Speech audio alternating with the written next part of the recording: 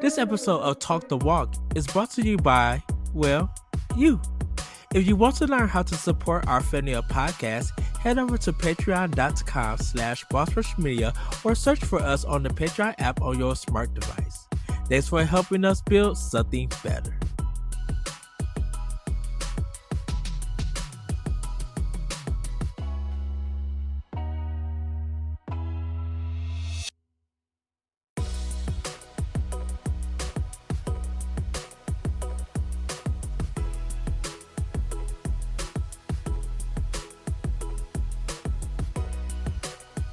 Hello, everybody. Welcome to Talk the Walk here on Boss Rush Games. I'm your host, the Enlightened Excited Eddie B. Joining me from Games Red, he's a guy that is getting ready to prepare for a certain kingdom that hopefully it doesn't make him tear up. Everybody, please welcome Greysun Morales, friend to Boss Rush from Nintendo Power Block and other podcasts.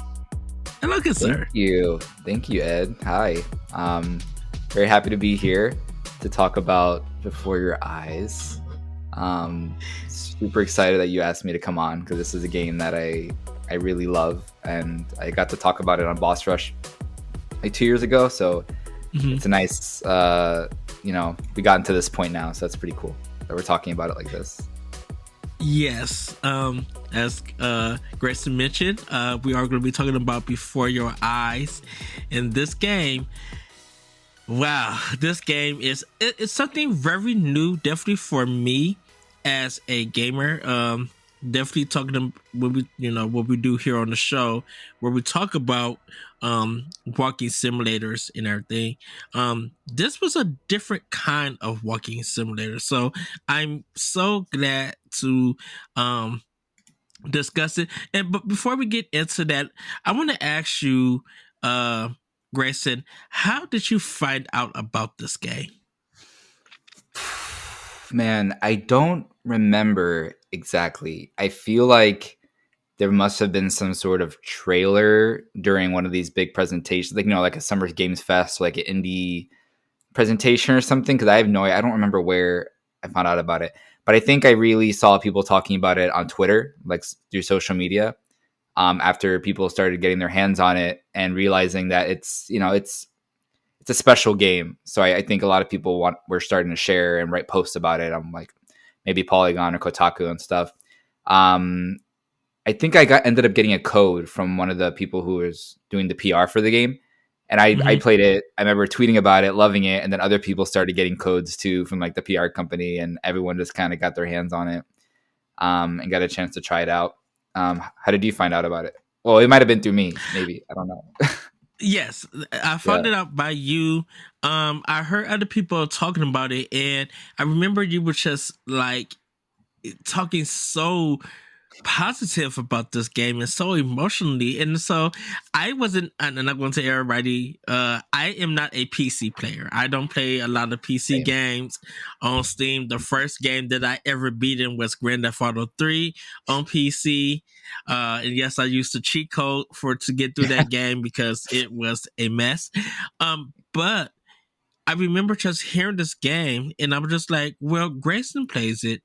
We got this show, Talk the Walk. I'm like, we should really get into it. So I reached out to Greysun a while back, and I said, you know what? I'm putting the plug, and I'm going to be talking about us playing Before Your Eyes. So we planned it for March to play this game, and I knew it wasn't too long to play, but some things changed, and so I made a decision that, you know what, since it's not long, let me reach out to Greysun and ask him, hey, would you actually like to do like a deep dive about this game?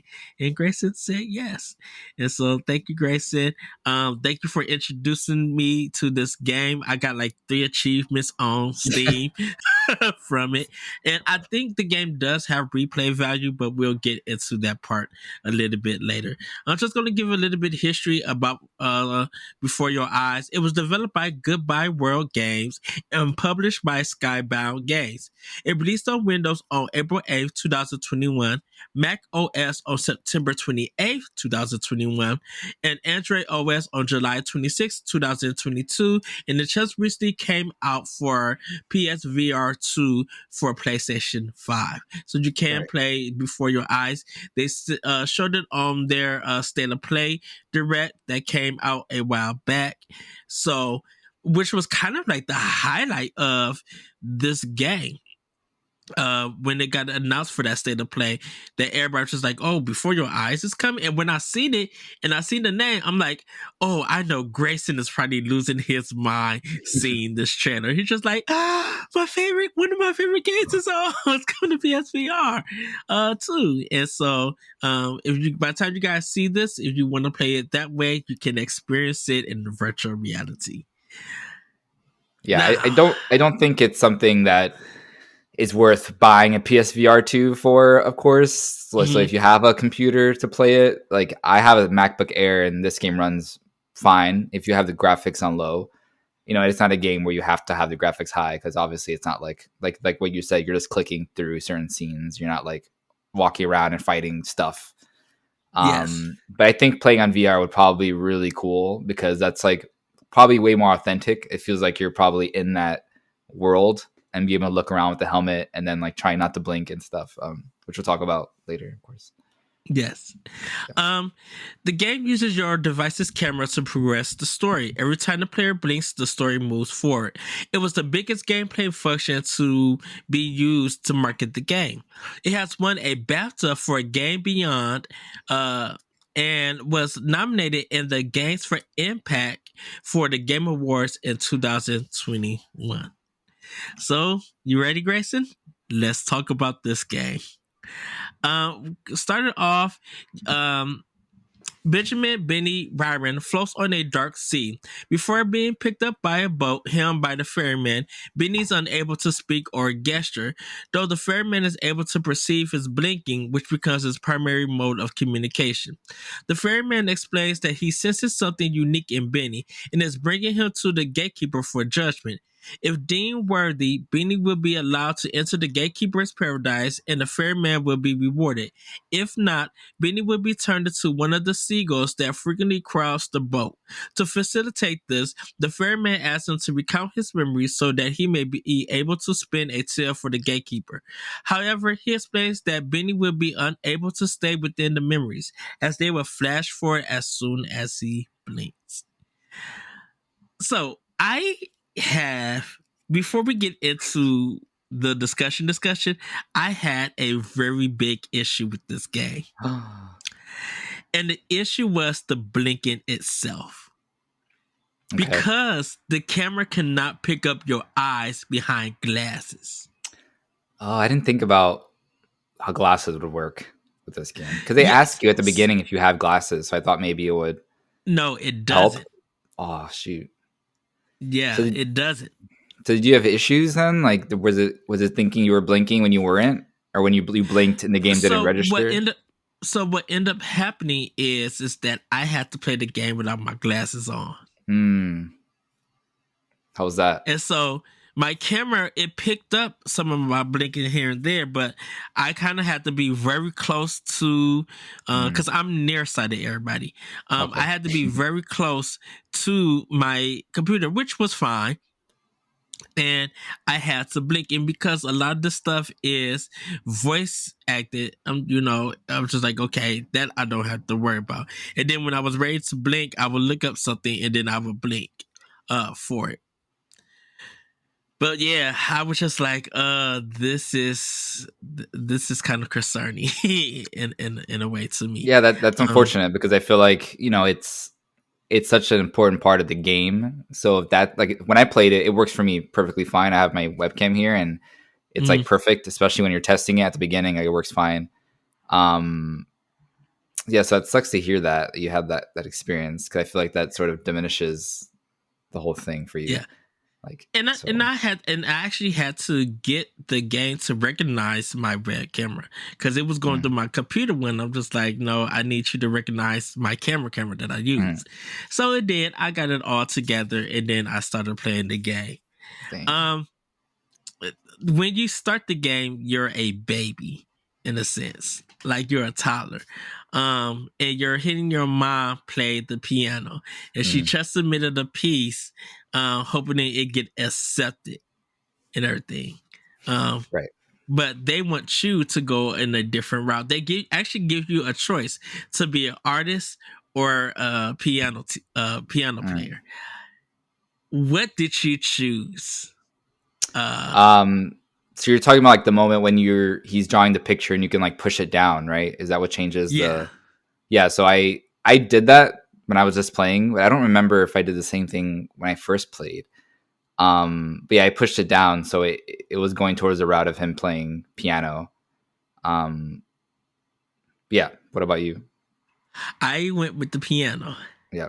I did the same thing, and so um, that was kind of cool that they was giving you traces in this game Hmm. for it. And then okay, or of course, like as you grow, as you're playing the piano, which was cool was that if you're using your mouse, because Hmm. you still kind of got the mouse gameplay. The piano will flash, and you will use the mouse cursor to make sure that it goes along, so it sounds like you're playing. You didn't see no hands or anything, No, and no. as you grow, you continue, to improve your skill, and everything. And then there is a point that, you know, your mom is just like she kind of wants to. We'll get into that because your mom has some aspirations for you a little bit Correct. and everything. Um, Um, well, I don't know if you mentioned, but like the just so people know, like the whole blinking thing. So you're going through Benny's life from a kid. Uh, it goes in progression from a kid. He's getting older, and you're watching these scenes. The scene will start, and you can just blink normally, and nothing will happen. But a few seconds into the scene, a metronome pops up on the bottom of the screen, and when the metronome pops up, that's when you cannot blink. And when you blink, the game immediately cuts to the next point in time. And the next point in time is not always the same day. It's like it can be days, it can be months, it can be years. yeah, And usually what the game will do, it's like give you a conversation with someone and that thing pops up and you kind of want to stay in that moment for as long as you can without blinking. And it's very difficult to do a lot of the times where I'm like staring like so hard to do so. There's certain scenes like we'll get to later where like there's like a phone that's ringing and your character's like mm. slowly walking towards it. And you just like you can't do it because it's like such a long time to not blink. Um, but that's like the main mechanic of the whole blinking thing, just to get that out there. Which at sometimes I held something up to my face and turned my head so my camera No, couldn't you see, cheated. and then I blinked. It came back. I just did it once to see if it recognizes and Mhm. everything. You gotta test the limits and stuff. Everything else, I took my glasses off and was blinking when I Yeah, can. yeah. Um, with it. So, Benny begins to recount his childhood growing up in a small seaside town with his parents, Richard, an office worker. Hold on one second. Yeah, Richard, an office worker, and Ellie, an accountant and aspiring composer. The family also begins caring for a stray cat they name Ernie. As he grows up, Benny develops a fondness for art and especially music due to his mother's influence. One day, unsupervised, Benny begins playing Ellie's composition on the piano by ear and believing him to be a prodigy. His parents quickly decide to enroll him in piano lessons. Over the years, Benny continues to improve his piano skills, impressing his parents and their friends. He also meets and befriends Chloe, his outspoken, adventurous neighbor. Hmm. Now, uh, not Chloe. The cat Ernie, the Hmm. mom is allergic to and everything. Right. Uh, and you She do gets get she has a points. bunch of allergies, sneezing, and she can barely like speak normally without. You can hear it in her voice, right? Yeah, and I was um didn't care for the cat. Like, like why you give me a cat for my birthday? And everything. And I was just like, okay, that's fine. Hmm. Giving us the cat. But as time goes on, something you kind of end up missing a cat in a sense. and everything. And it was just like, oh, okay, I get it. And knowing at this point nothing is wrong, you are learning the family life, seeing it through your eyes as a kid and everything. Yeah, And you got your parents' love, because they're joking around here and there. I thought the dad was a teacher. he is. Yeah, he was a professor. Well, I don't Okay. know if that was when they met, or I don't know if it was like currently. 'Cause I remember him talking about, oh, like um she was a student. Oh, what was she doing? She was doing something in college, and he was a professor. So he was mentioning how he thought that she was impressed by him, so that's how they like hit it off and stuff. What did you think of this family life at this time? In this beginning part, it's cool because the game sort of frames it as if you are a kid, the way it puts like your point of view. So you have like the Yes. cat, and the you can play around with the little cat toy, right? Like over and over again. And then you have like the parents in the background talking about whatever, like making jokes, or like sometimes they could be talking about like serious topics or issues going on, but you're just kind of like, it's kind of in the background. You're focused on the cat, you're focused on like the toy because you're a child. And it kind of like made me remember how it is to be like a kid, and you're not really worrying about what adults are talking about or thinking about. It's just kind of like he's distracted and he's a kid, so like that's just what a kid does. So it kind of puts you in that frame, which is cool, like that point of view, which I like. How did you feel like if that was you in that kid's place? I mean, it feels safe, right? It feels like a nice family dynamic until later, obviously when things change, but it feels safe, like the best life a kid could have growing up. Um, I think things start to take a turn when, like, I think his mom pushes him to become like this prodigy. It's like something that it's funny because throughout the game she always talks about how she doesn't feel confident as a piano player, right? She Yeah. she used to compose music in college, and she never feels like she did what she wanted to do. And she's sort of pushing that onto her son Benny, and kind of living vicariously through him, like you're going to become a prodigy the way I want it to be. Which is like, it's just an interesting dynamic, I guess. Yes. But yeah. Now, Chloe, you end up meeting this girl because you're playing outside and everything, and you see her and you have to blink, and it moves forward of you guys meeting and everything. Uh, Two things I want to ask you.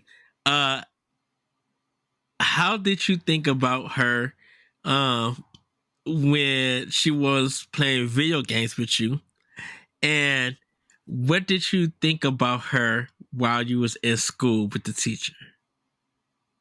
It was cute. Like, it was really nice, especially when you first meet her. It's like a really fun interaction, but she just seems like such a outgoing, confident, like not afraid of anything type of girl. And Benny's more of a shy, out, like not really speaking to anyone unless he's spoken to sort of person. Mm. But I feel like meeting her just kind of like changed everything for him, where he's like, he found someone he can confide in. He found someone who's like can take him on an adventure and kind of offer like a distraction, I guess. But no, I like her in class and stuff. She's really fun and cool, and I love like the note that she sent to him and stuff. And yeah, it was great.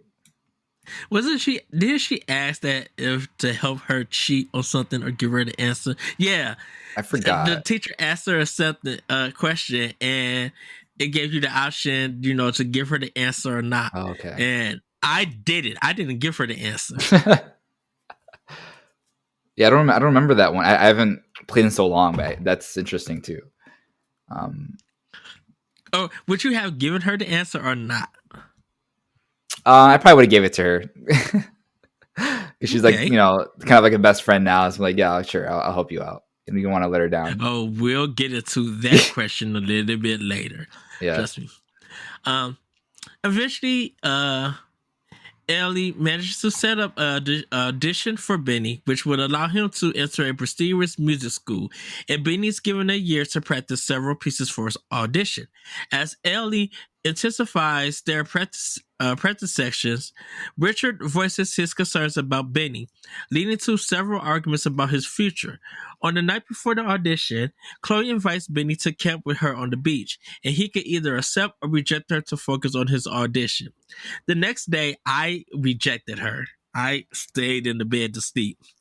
Uh, I don't uh, remember what I did.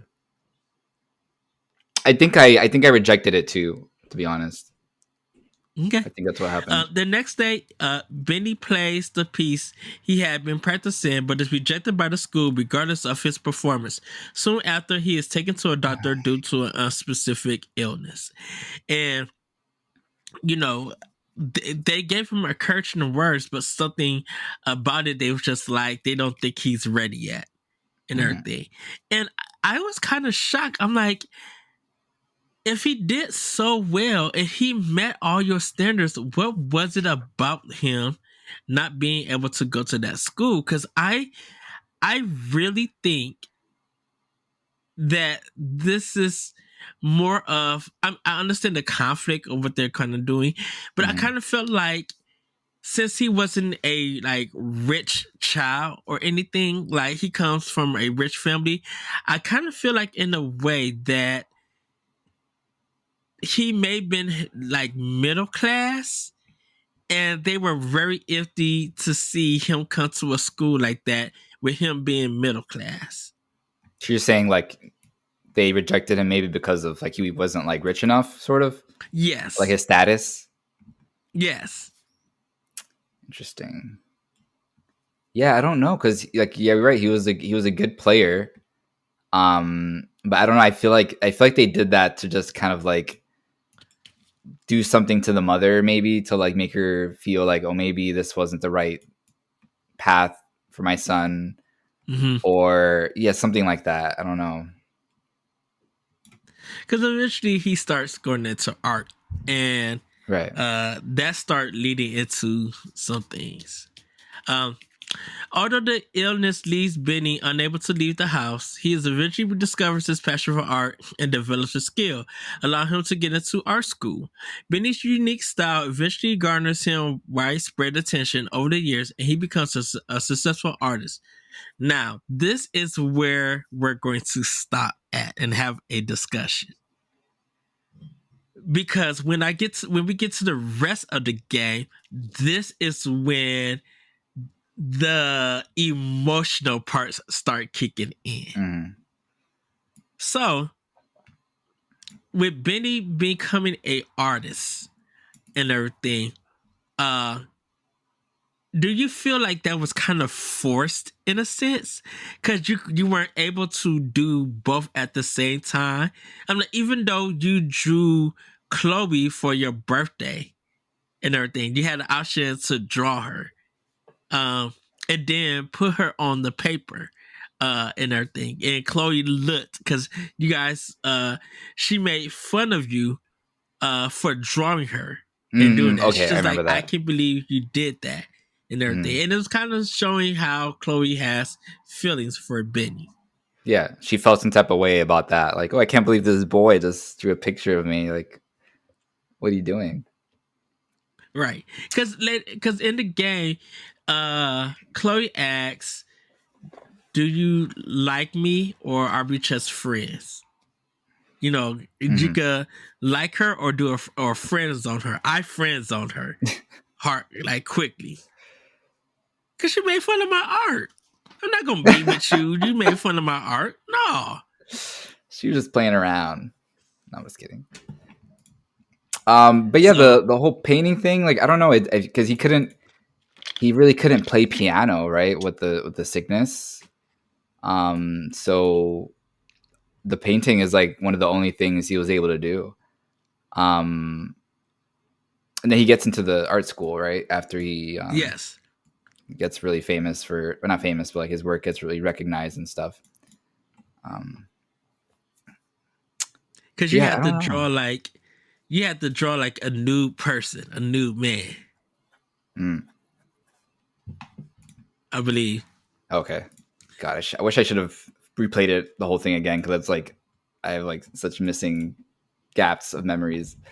Um, So I want to ask you before we get into the emotional part. You probably was expecting something to happen, but without spoiling the rest of the game, do you think this turn was just like a big U-turn, or was you just like, I expected something to happen, but I'm surprised they decided to go this way with it. I don't know. I think I remember playing and kind of not being surprised. Just sort of, I was expecting something very, very sad to happen. Just the tone of the game and the way it starts and stuff. And it's like I'm about to cry because this is so sad. No, I kind of expected it. I don't know,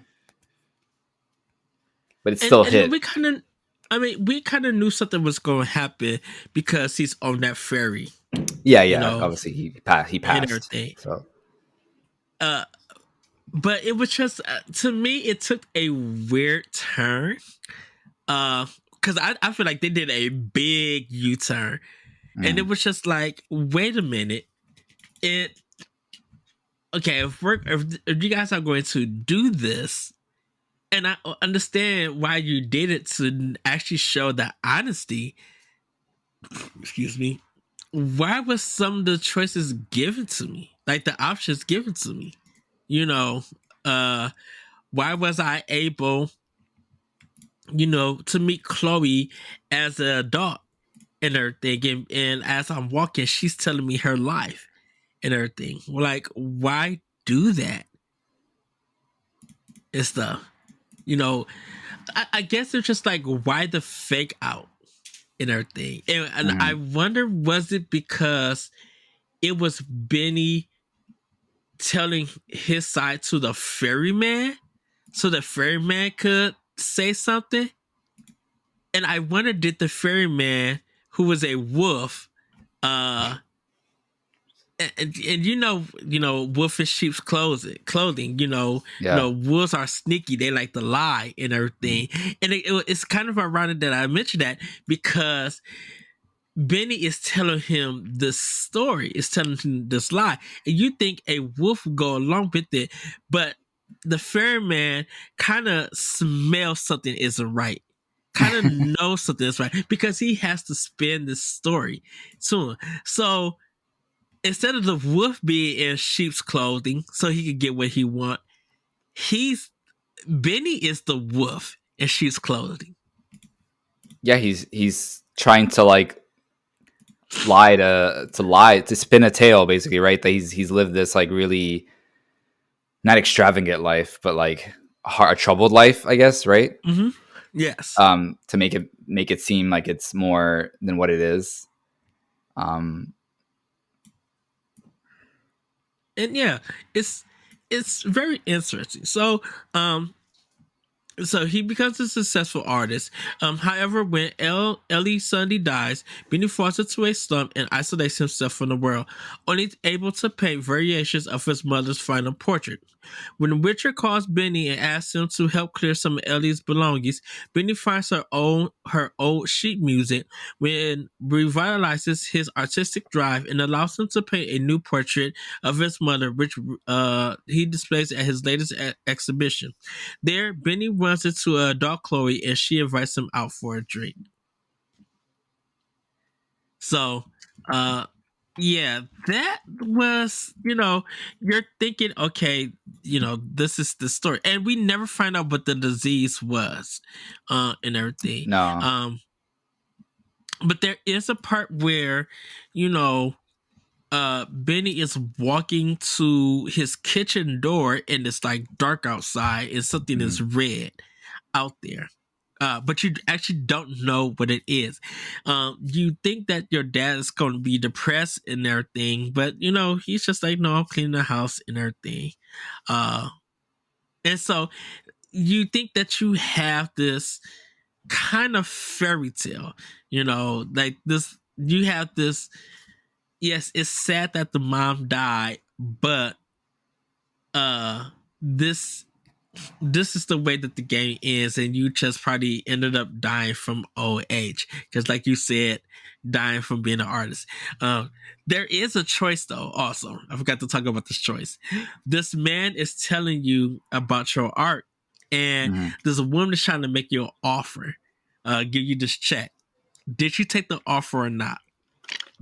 Oh my god, I don't remember. I do not Because I remember. did it. You did?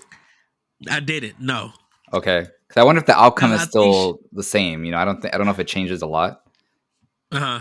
but Because what ends up happening is that that man that was helping you, he ends up getting mad at you and everything, and starts yelling at you.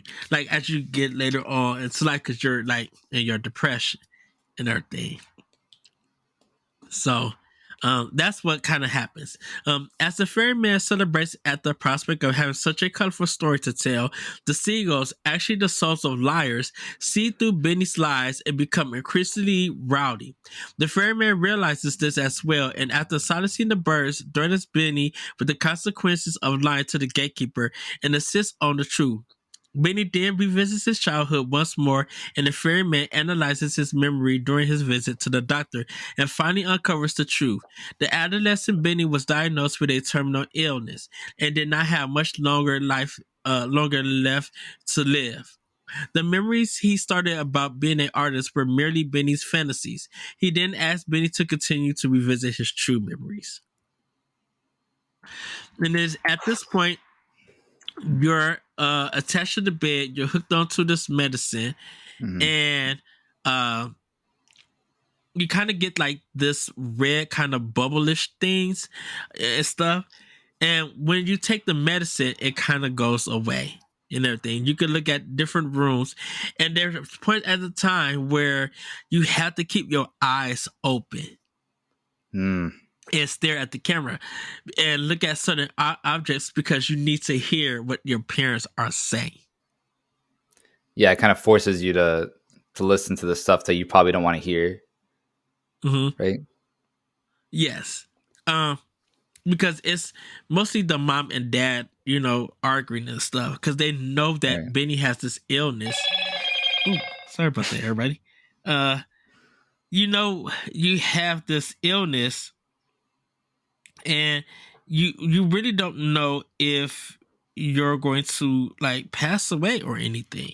Mm. Um, you're thinking that when you went to the doctor the first time that you felt better because they never explained the illness, but you see that because the doctor takes the mom to the side and talks about it, and then it kind of like if you blink and fast forward to you in bed, you thinking that you're sick or something, like got a cough or a cold or something, but then you end up feeling better Mhm. because like Chloe sneaks in at that time and stuff.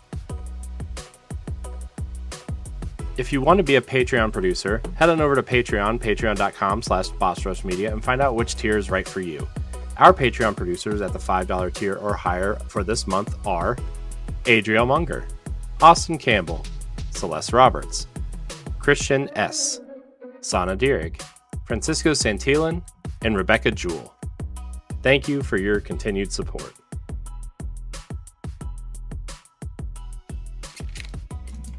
Yeah, I think I also remember like everything you're doing is like slow. Like once you start typing on the typewriter, everything is sort of like Yeah.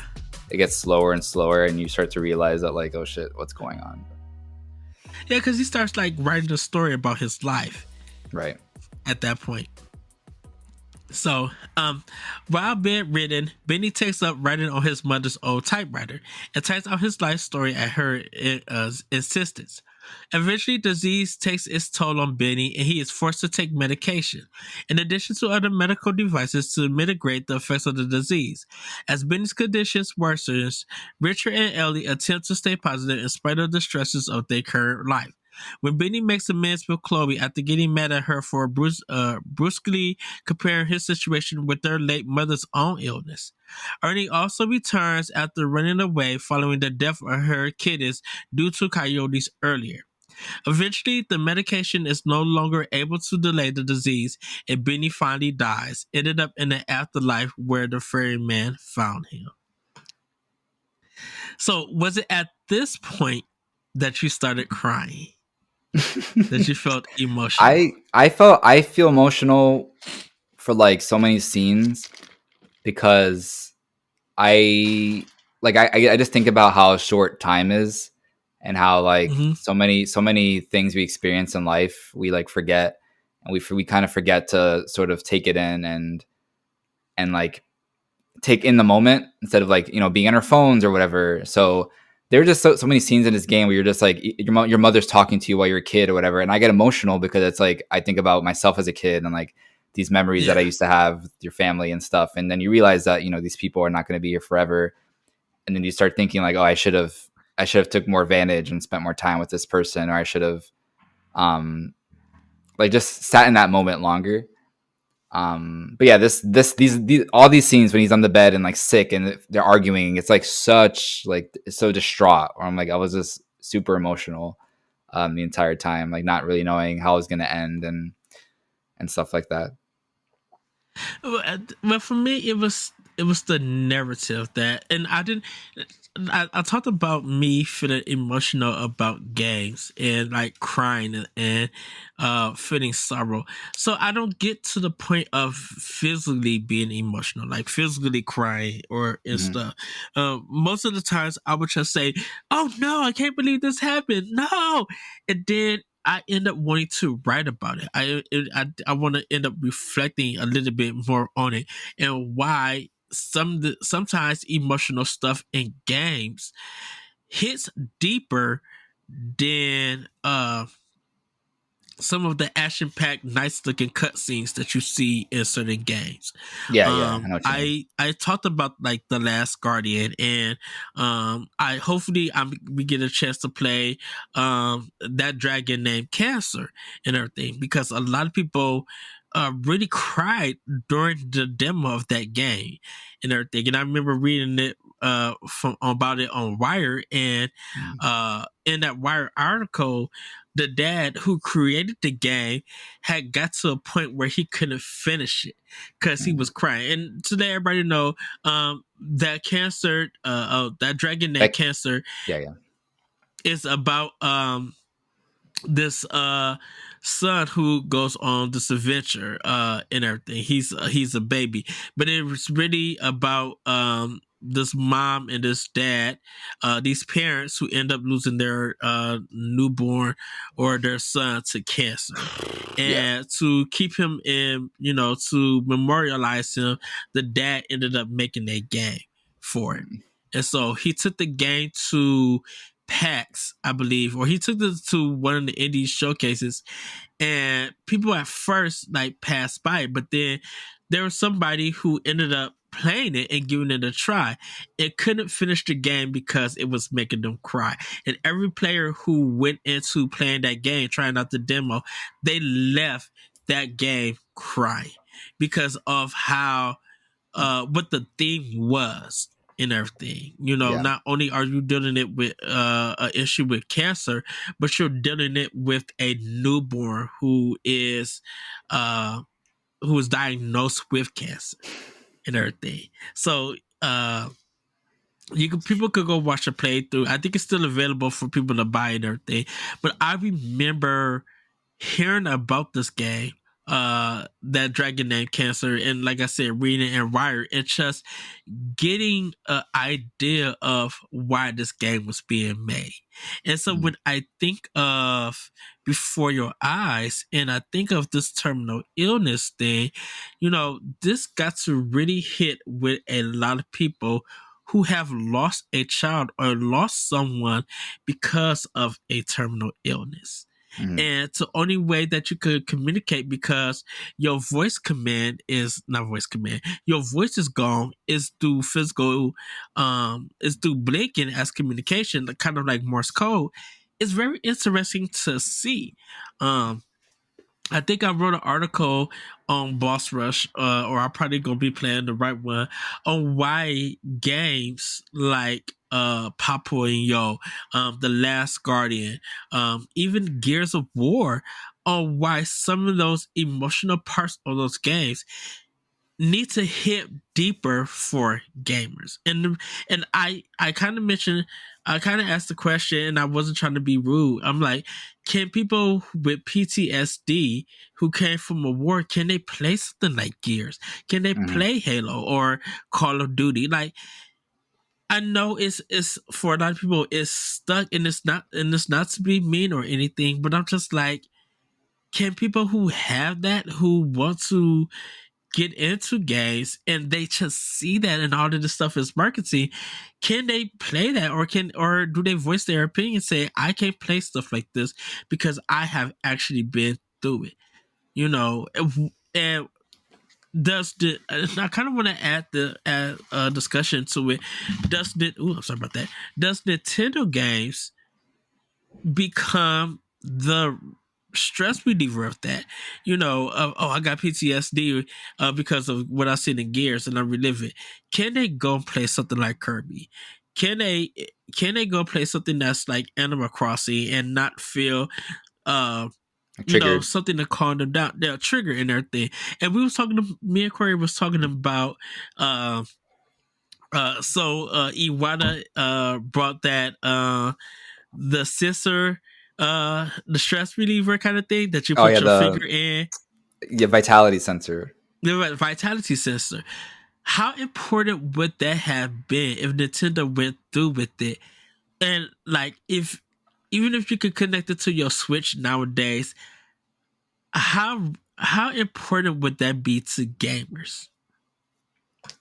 I mean, I If don't know. that It was depends. still, I guess it depends on what that was actually being used for. Because if I Mhm. remember, I thought it was just for like a way to sense your heartbeat, right, or like your pressure. So like Yes, if you're playing like a horror game or something, I guess you can check your finger for some reason to see how scared you are, your heart rate. yes, Or maybe Nintendo is going to make some sort of health game, fitness sort of game that they like a Wii Fit sort of experience where you could like check your blood pressure, your heart rate. I don't know, but um, I don't know if it would have been important. I guess we would never know because it's not. They shut the door on that. yeah, But like you're saying about Nintendo games and PTSD and stuff, yeah, for sure. I mean, and not just Nintendo games. I mean, there are a lot of games like indie games that are cozy and cute and like not really yeah. triggering. Like with you won't find gunshots or explosions or grenades. You can. There's so many games out, especially nowadays, that are more like before your eyes, and stuff. That anyone can really just enjoy and not worry about like crazy intense like stuff like shooting and whatever. Yeah, because there are now a lot of casual games out, um, that like if they that do even do some directs and stuff that we watching just like, oh, that's cool that they're doing this. I'll go support that because it's a calm game. It's nothing Mhm. that for me to stress out about. Um, or some games that I can't lose a life or anything. I may mess up and lose some coins, but I'm not dying. Kirby's Epic Yarn is a good example. Sorry, everybody, that I'm going back to Nintendo, but Welcome to like Nintendo that Pow game, Block. I'm just kidding. exactly. But that game is a big example because everybody made fun of it on how easy it was. But it's a game that's like it's very calming. You can't die. Yeah, You lose your rubies, but you're still able to make progress. Epic You're Yarn is still so like, much fun. Like it's such a fun game. And sometimes people think that games always have to be so combative and like yeah, just think about most AAA games are about killing something, right? Like you have to have a gun, you have to have some type of weapon. AAA games aren't, cozy indie games. Like they just aren't mass. They don't have that mass appeal that a Call of Duty or Gears of War or whatever has. So it's interesting to think about stuff like that. I think Nintendo just does a good job too at making games like Kirby's Epic Yarn, where you don't uh, even though there's not a challenge per se, they just do a good job of making the gameplay feel good. Like when you're transforming and you're traversing the environments and you're just enjoying the ride almost. It's just a nice ride, right? Like most Kirby yeah, games, that's how I feel. It's just like it's just enjoyable, breezy, easy experience where I can like snuggle up with my Switch for a couple minutes and not feel scared or like get stressed about losing to someone online or like get scared about dying over and over again, game overs. Like you just mhm, don't have that. So it's nice to have games like that where you're just like, I'm not gonna be stressed, I'm not gonna die, everything's about, just enjoying the experience. Yeah. But yeah. And I know we're gonna get back into the game because we're almost to the end of it. But I think it's really important when a game can bring some kind of emotion out to you, and it always, like I said, it's always up to the player and everything. We talked about the remains of Edith Finch. Um, what remains of Edith Finch, and we just talked about all Mhm. of the stories that went on, and we talked about the baby. The Spoiler bathtub. alert. Yeah, in the hot tub, in the hot tub, in the tub, and Yeah. how that death happened, and how that alone would make you put down the game and everything, and you would just be like, "Wow, this family really is cursed with dying." Telling these stories on how they died. Some are like funny, some are just like kind of grippy, and Yeah. some are just emotional and everything. And I think it's when you're playing a walking simulator and it deals with death, and you're hearing memories, or you're about to live that death, it really impacts you, because even though it's a virtual world, it kind of makes you think, is this going to be me when I actually pass away? Hmm. You know? So we're going to get into the final part of this game. As they reach the gatekeeper's sanctuary, the ferryman decides against a grandiose tale like he originally intended, and instead opts for a simple summary of Benny's life by repeating Ellie's response to Benny's life story. Although he lived only a short and ordinary life, he nonetheless lived a good one by giving hope to his friends and family. Pleased by this display of heart and sincerity, the gatekeeper allows Benny to pass through as the ferryman asks him to close his eyes one last time. And Yes. when he closes his eyes, the screen goes black and the game ends. I think you also hear something from the parents, I think too. I think you hear the mom's voice and she says something like, why is he I think this happens here, but she's like, why is he smiling so much? Like talking about Benny, and then Uh, they say like it's because he's somewhere happy, or he's somewhere where he feels good now. Which always gets me. Like that ending made me cry, especially when you feel it, when you close your eyes and you feel like, and you hear them like speaking to you within. It just feels like you're yes. sort of transcending. Like I felt myself almost like dying and becoming this like spiritual like being, and being entered into like God's, whatever the heck, like heaven. Um, Mhm.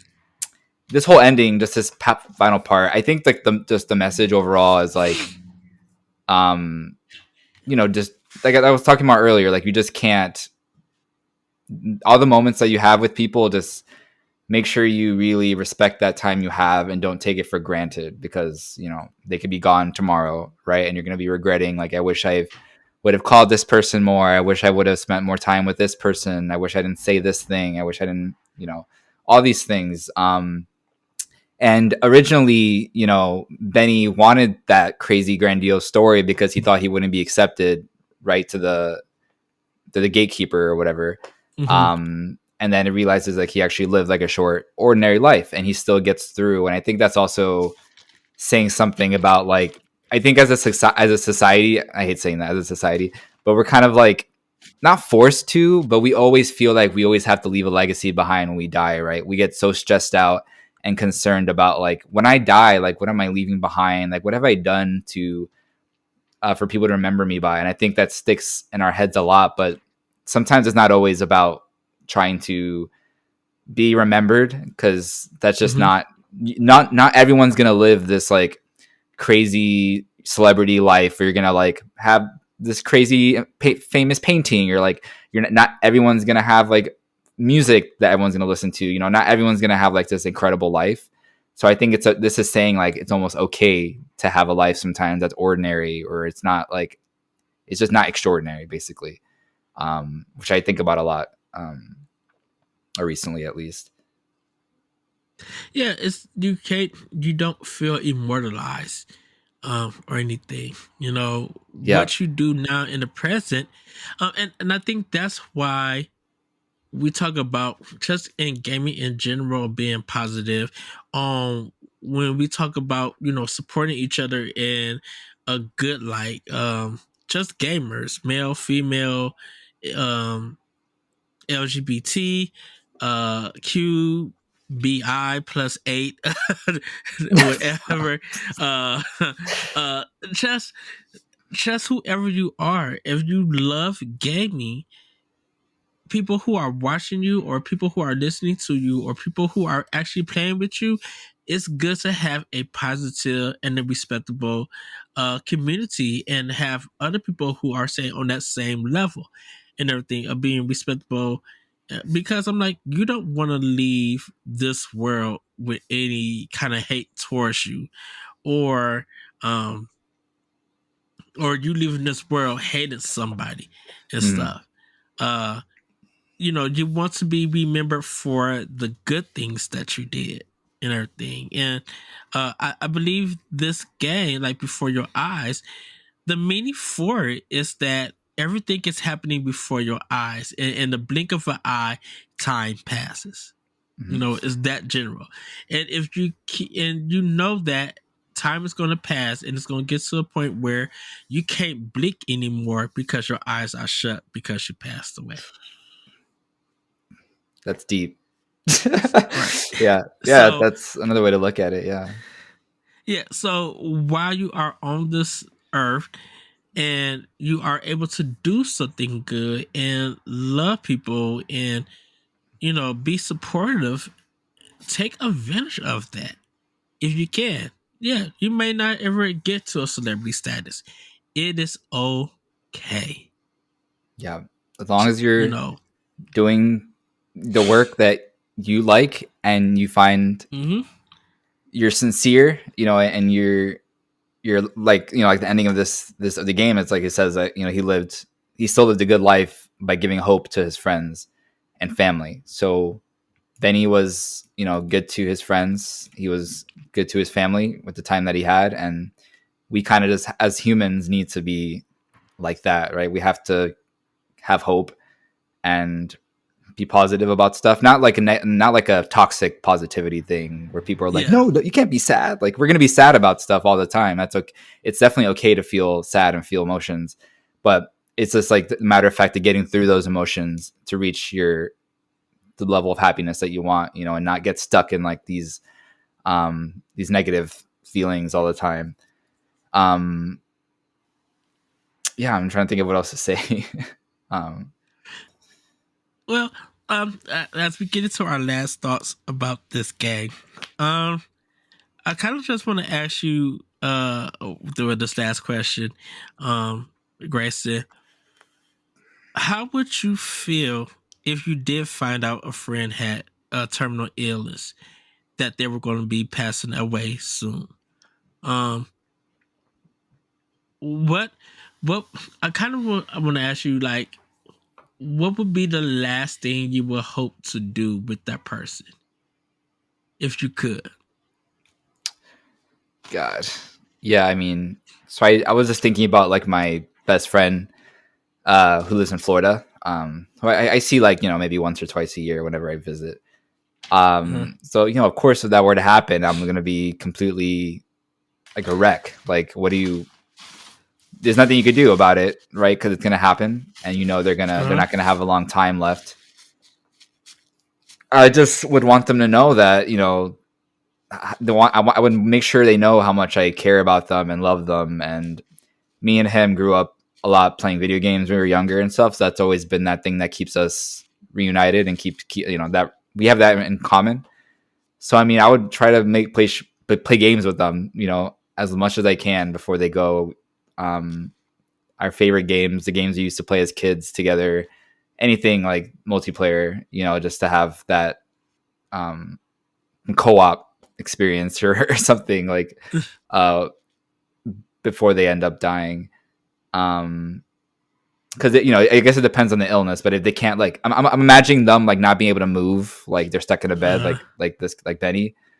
Um, but yeah, that's probably what I would want to like focus on, like spend time with them, let them know how much I care about them, and play some games. Um, How about you? I think, and this is not connected to Corey because Corey's like my bestie. That's my bro him and Yeah. everything.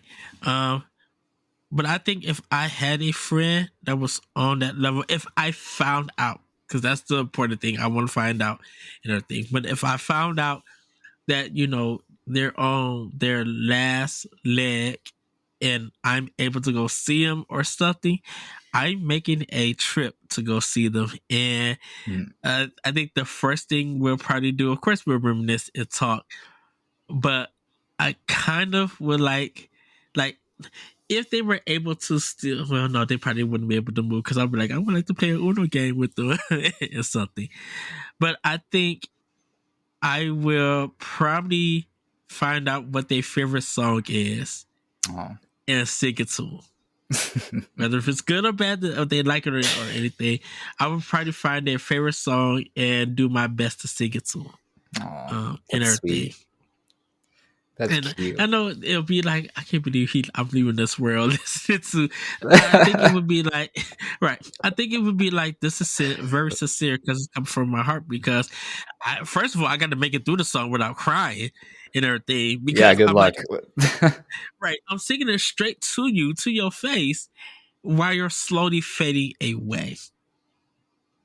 Because I don't want to be Yeah. like, I don't, man, to get a call to be like, you just saw your friend or friend or whoever.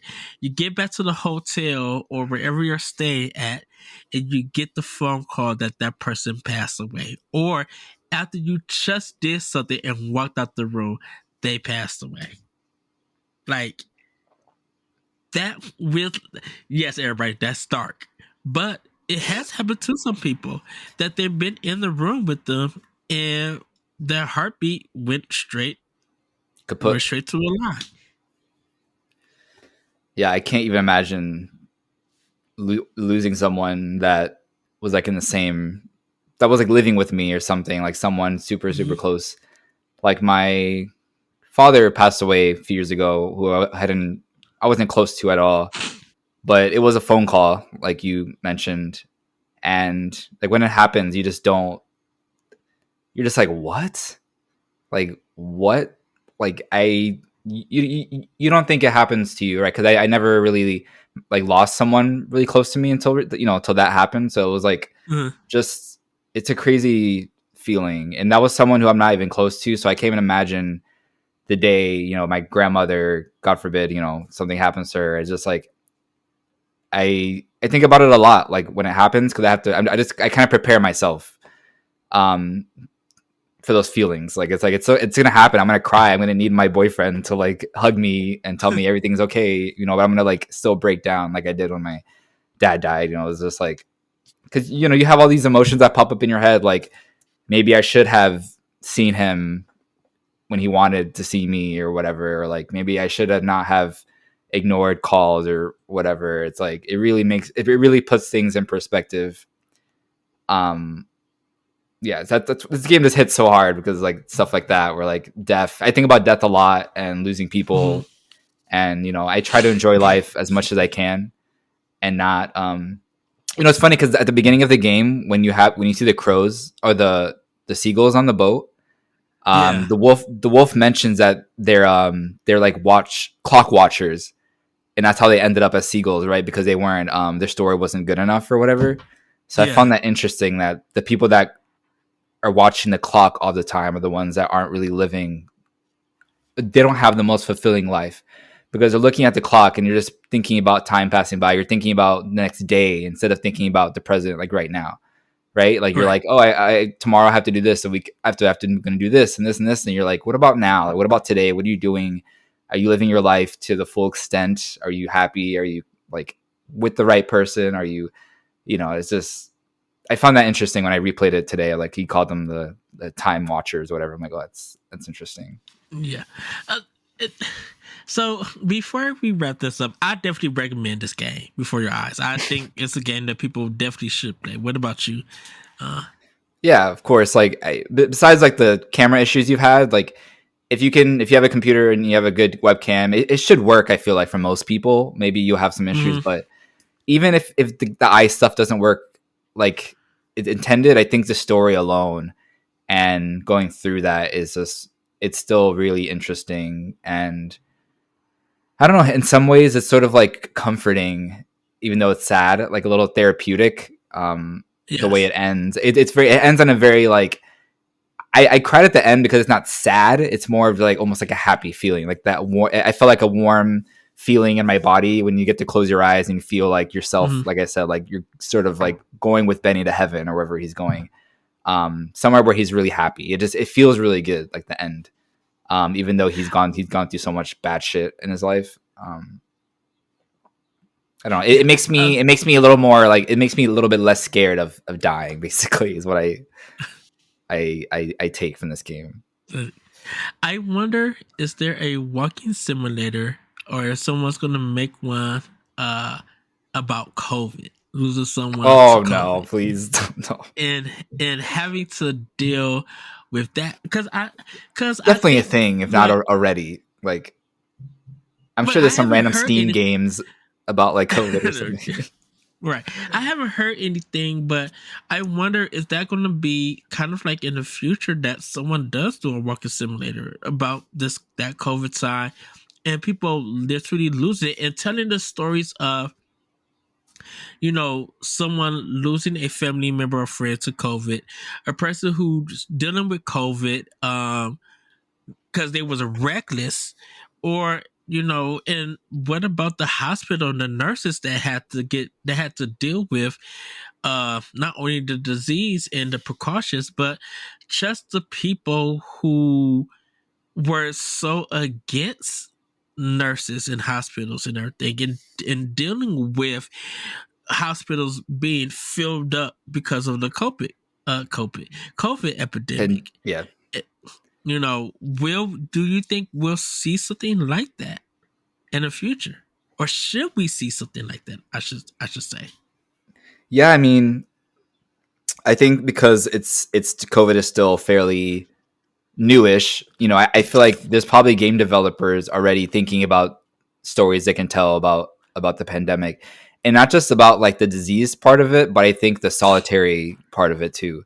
Like Yes. I can imagine an indie game where a developer is, working on a game about working on a game or something, and they had to move out of the office and work from home, and then someone in their family got sick and they couldn't leave their house. And I can totally see a story like that, and showing like the really bad times of COVID for people who are like really lonely and had no partner to go to or no friends they can see.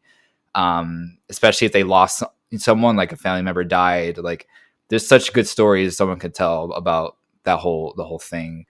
Um, I don't know if we'll see a lot of that stuff, because I feel like sometimes people don't want to really play games about COVID or whatever, because we don't want to. It's like it's over, and we don't want to like talk about it anymore. We don't want to like relive it. But I think there's a potential for some like good storytelling there, um, for sure.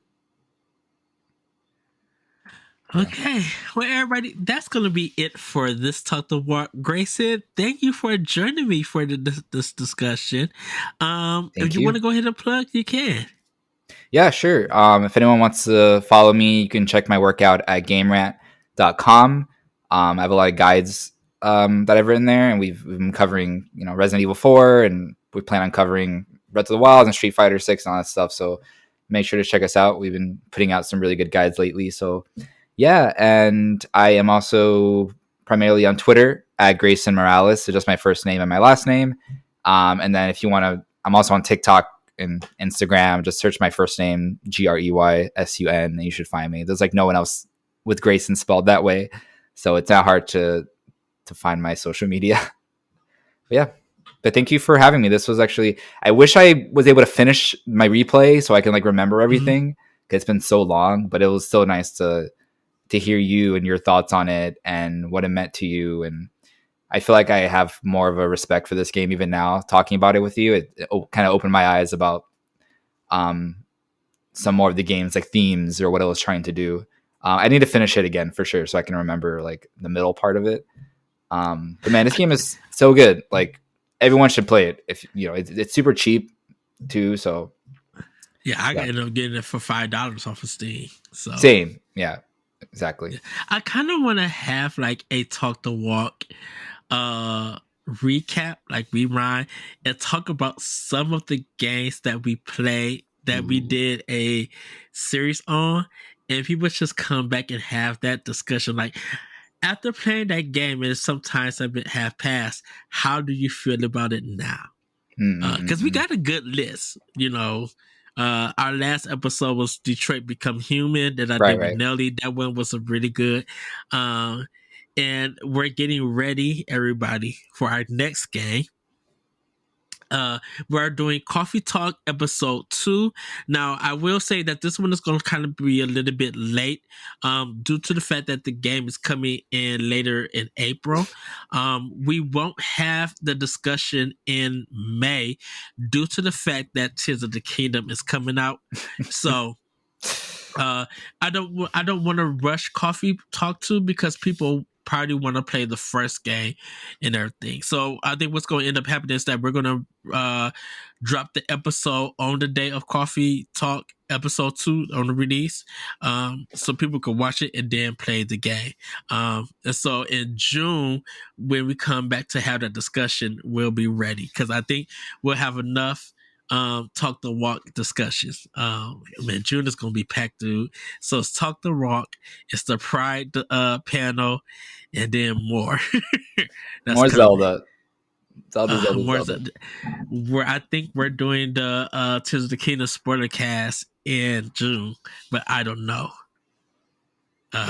We're it's all coming out in 1 month. What the heck? Going on. That gameplay trailer, like we're talking about it on Power Block. People be able to see it. Excited to hear it. Because this episode you guys are recording tonight, is this the first time you talked about the gameplay? Yeah. Yeah, right? Okay. The gameplay happened. Yeah, the gameplay happened on the Wednesday before Power Block happened. Okay. So yeah. By the time you guys talk about it. Yeah, we'll have the discussion. You'll see, hear our thoughts and everything. But with that, everybody, have a great week, have a great weekend, and we'll see you next time on Talk the Walk. Bye, everybody. Talk the Walk is a product of Boss Rush Media, LLC, and is recorded from our headquarters in Akron, Ohio. This show is hosted by me, Edward Varnell. My co-host is Celeste Roberts. You can find Celeste at Fairy Crypt on Twitter and Instagram. You can find me at That Retro Code on Twitter and Instagram and hosting Nintendo Power Block. You can follow Talk the Walk's release schedule by following the Boss Rush Podcast on Twitter and Instagram at Boss Rush Podcast. You can also follow Boss Rush Media and Boss Rush Network on all major social media platforms. Join the Boss Rush Network Discord and Facebook groups to interact with other friends and fans. Thanks for listening, and we'll see you next time.